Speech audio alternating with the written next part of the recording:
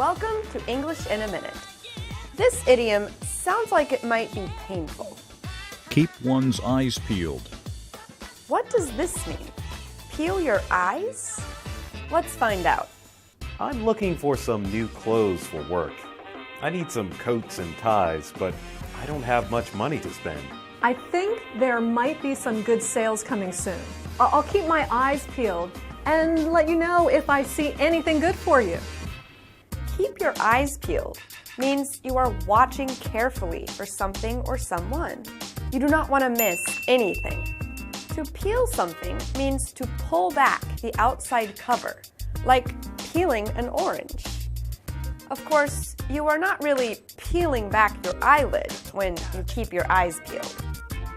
And that's English in a Minute.